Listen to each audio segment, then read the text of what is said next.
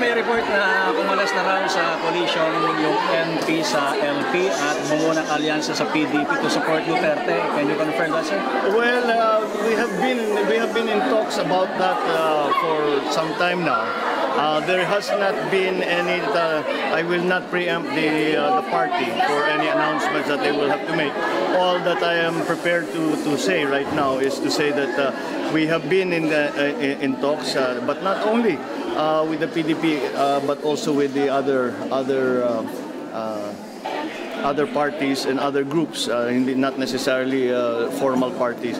Pero yung coalition sa LP ay talaga naman was very informal and medyo hindi siguro palagay ko masasabi na it was never really enforced properly kasi nung halalan ng 2013 yung mga kandidato ng nasyonalista linagyan pa rin ng kalaban ng liberal eh. So parang hindi talaga natuloy yung coalition in a very strict sense. So again, all of the announcements that the Nationalista Party will make, I do not want to preempt the party, so I will let the party spokesman to make those announcements when the time is right. So pinag-uusapan na rin po ba sa party, sa NP, kung sino ang itatandem kay Duterte na siyang pambato naman ng PDP sa inyong dalawa ni Senator Alan? Lahat yan napapag-usapan at siyempre depende rin sa kung sino ang i-adapt ng Nationalista Party, kung sino ang magiging kandidato namin para sa Pangulo sa 2016, lahat yan talagang spekulasyon pa lang. At kung tutusin ninyo, si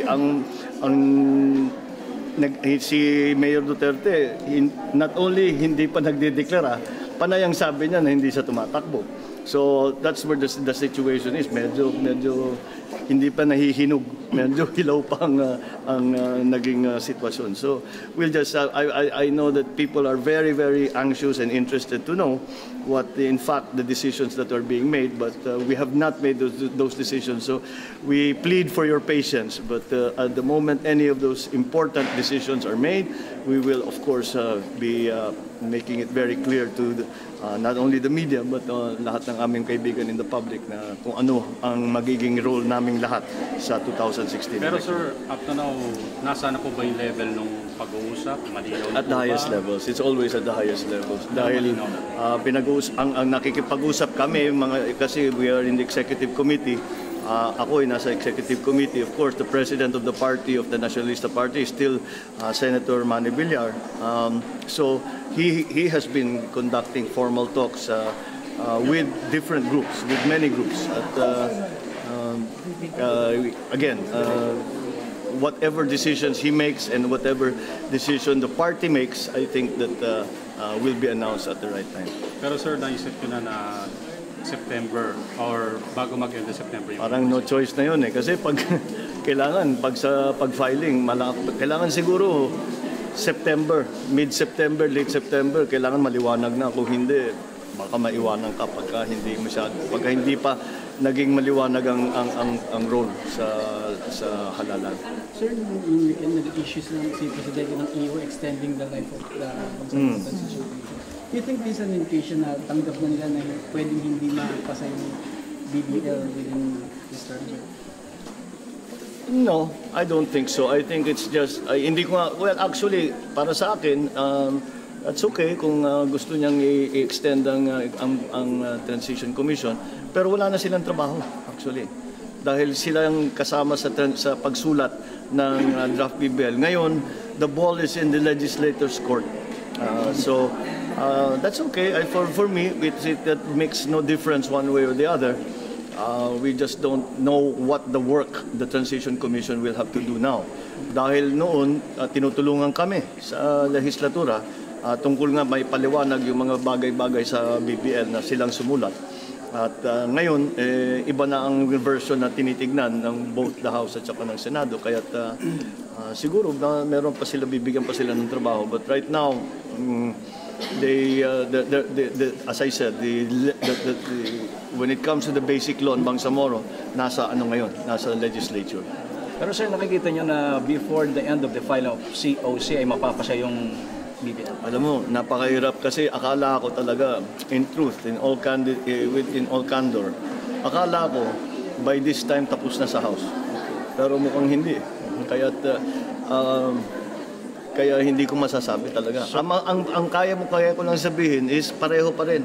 Kung ang interpolation sa Senado ay ganito at the same rate that it is going on now, and if assuming, and it is a big assumption, that the amendments period will also go fairly smoothly, baka matapos nga kami before October. But again, this is all speculation. We do not know.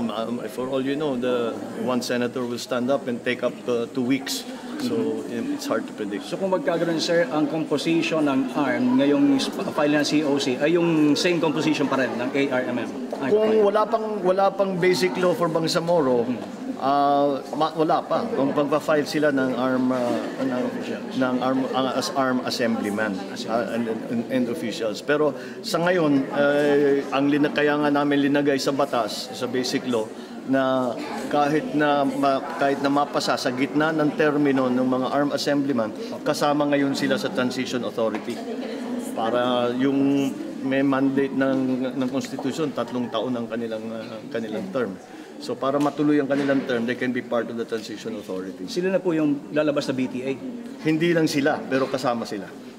So the others will be appointed by the President. So yung BTA, yung kailan po magtatapos ang term nun? At kailan ilalagay natin Ang yung mga BTA, elected matatapos ang term nila pagka sa kanilang palagay, nagawa na nila lahat ng trabaho nila. Ibig sabihin, yung pag-set up at yung framework ng pamahalaan nagawa na, natapos na nila. Ibig sabihin, anong mga agency ang ilalagay, ilan ang tauhan, anong function, lahat, all of these things, what will it be called? How will it be organized? Will there be a similar sa executive at saka sa legislature? What will be the relationship? All of those will have to be defined by the BTA. So that's their work. Kaya nga namin sinasabi, kung bibigyan sila 6 na buwan lang o 1 taon lang, parang kulang dahil ang dami nilang gagawin trabaho. So, magagawa kaya, sir, yung bagong yung dumating yung 2019 election para doon na isabay yung mga elected officials? Kung ang pinag-uusapan ay 2019, palagay ko kakayanin. Kakayanin na matapos ng transition authority ang trabaho nila by 2019. So, dahil kahit pa paano, 3 taon din yun. So that should be sufficient. So yun na po yung first election for the Bangsamoro officials? Sa tingin? Well, first regular election. Kaya nakalagay, kung titignan ninyo doon sa basic law, nakalagay, the first regular election will be 2019. Dahil hindi namin malaman kung kailan yung unang election para sa Parliament, the Bangsamoro Parliament. Sir, yung pong schedule ng Bangsamoro, yung pagtatakil sa plenary, hindi po ba maapekto kung sakaling mag-declare na kayo sa October or yung ibang mga senators yung schedule ng BBL sa plenary? Well, malamang. Siguro naman dahil kung kandidato ka na, mangangampanya ka na. So, that will take time away from the legislative process. Marami sa senador ang magiging kandidato. Lahat ng congressman kandidato. Kaya I see that kasi napalapit na talaga tayo sa kampanya at saka sa eleksyon. Parang imposible na hindi maapektuhan ang takbo ng legislature. Alam naman natin pagka-eleksyon, wala talaga, hindi kami makapag-session dahil walang quorum sa House. Kung walang quorum sa House, hindi kami makapag-session kung walang schedule sa House, dahil kandidato nga lahat, hindi kami makapag-schedule ng session. Kailangan sabay lagi yan. So, maapektuhan siguro. Okay? Thank you.